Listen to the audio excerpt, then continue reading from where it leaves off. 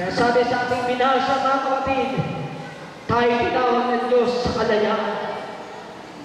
Tayo tinawag ng Diyos sa kapayapaan. Tayo tinawag ng Diyos sa paglilingkod sa Kanya. Hindi tayo tinawag ng Diyos, hindi tayo nilikha ng Diyos para ang buhay na ito, mga kapatid, praise God, ay gamitin natin sa kasamaan, gamitin natin sa kasalanan.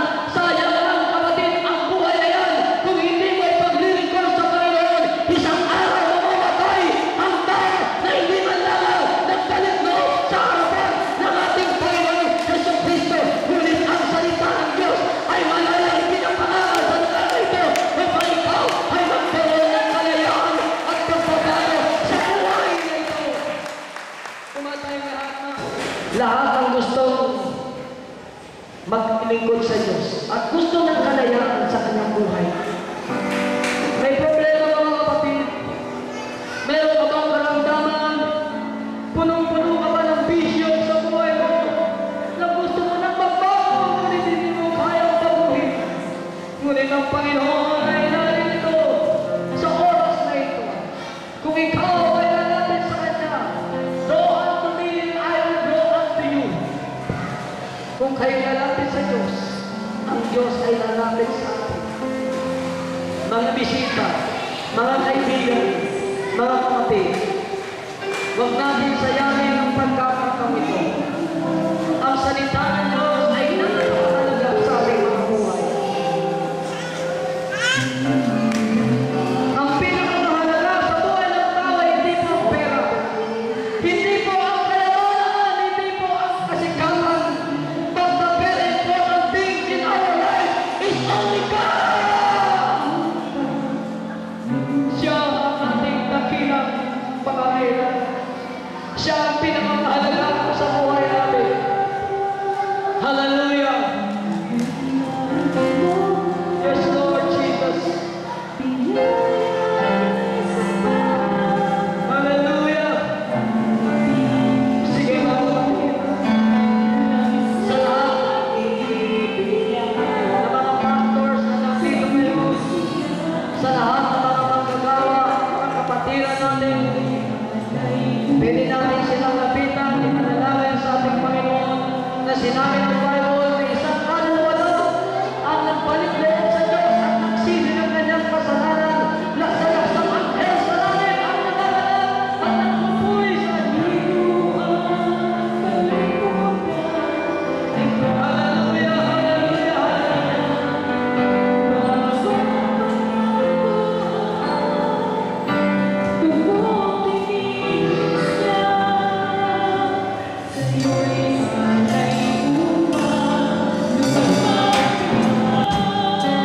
Hallelujah! Hallelujah!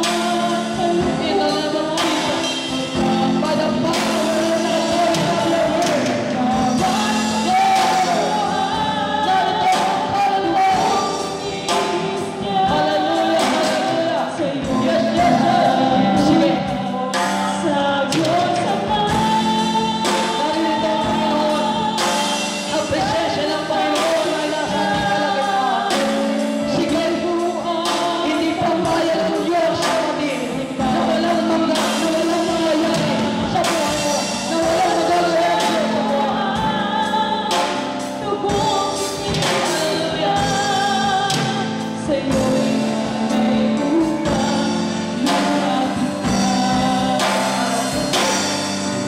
So mga kapatid, makinig kayo sa aking instruction. Ang tunay na paglapit sa Diyos ay ganito. Una, itaas niyo yung kamay, yung talagang nakataas yan. And then, buksan niyo ang inyong labi. Wala kayo ibang titingnan kundi ang Panginoon naman. Buksan niyo yung labi at kausapin niyo ang Panginoon at anuman ang inyong mga nagawang kasalanan ay pagsisihan ninyo. Mula nung pagkabata nyo hanggang ngayong pagkalaki nyo, pagsisihan nyo ang inyong kasalanan. At pag nagsisi na kayo ng inyong kasalanan, hayaan ninyo ang presensya ng Panginoon ang kikilos sa inyong kalagitnaan. Papasukin ang Espiritu Espiritu ng Panginoon, papasukin ng Diyos sa puso upang siya'y maghari sa puso nyo. Sabi na Revelation chapter 3 verse 20, ako'y nakatayo sa inyong harapan. Kung sino man gustong pumasok sa pintuan at siya'y papasok, at sinabi ng Panginoon, ako ay papasok sa inyo at magiging kasama nyo habang buhay. Gusto ba nating makapasok ang Panginoon sa ating puso? Gusto ba natin makapasok ang presensya ng Diyos sa ating puso? Hallelujah! Kausapin niyo ang Panginoon. At pag meron kayong nararamdaman na kakaiba, ibig sabihin, that is the presence of the Lord na gumagawa sa inyong buhay, na kumikilok sa inyong buhay. Hallelujah! Hallelujah! Hallelujah! Sa pangalan ni Jesus, sa pangalan ni Jesus, narito, Panginoon, ang mga kaluluwa. Narito ang mga tao na nag-aantay sa iyo, Panginoon Diyos. Manahan ka, kumilos ka sa buhay mo ng mga tao ito. Hallelujah. Yes, Lord. We will serve the Lord even the trials come. No one can separate us from the love of God. We are more than conquerors. No one can defeat us. We are chosen generation. We are the son of God. Hallelujah! We will serve the Lord. We will serve the Lord. We will serve the Lord. Sige, palayain natin ang Panginoon sa ating buhay. Pahintulutan natin ng kanyang kapangyarihan ay gumawa sa buhay natin. Pahintulutan natin ang Diyos na makakilom sa ating buhay.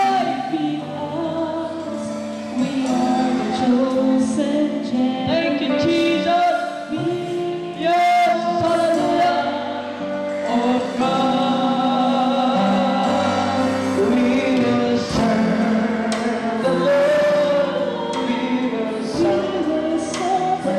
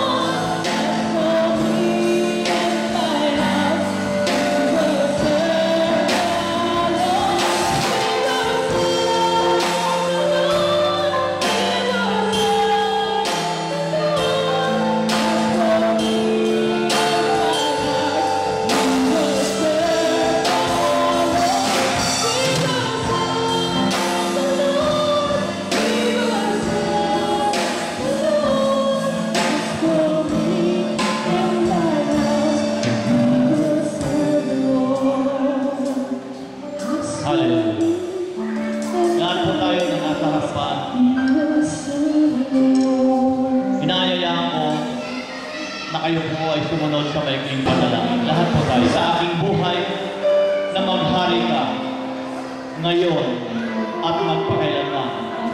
Panginoong Jesus, ang akin pong pangalan ay inyo pong ilista sa aklat ng buhay ngayon at magpakailanman. Panginoong Jesus, salamat sa buhay na walang hanggan na akin pong nakamtan sa araw na ito. Panginoong Jesus, salamat po. Binuksan mo ang kalangitan upang ako ay makabahagi ng mga bagay na pagmakalangit. Panginoong Jesus, mula sa araw na ito, ako po ay makapamumuhay na may kapangyarihan, malaya sa lahat ng kasalanan, pagkos ako po ay kapiling na po ninyo. Maraming salamat po, Panginoong Jesus. Binabalik ko sa inyo ang lahat ng papuri, parangal, pasasalamat sa pangalan po ninyo, Panginoong Jesus. Amen. Palakpakan po natin ang ating Panginoon. Praise the Lord. Salamat, Panginoon. Okay, bago tayo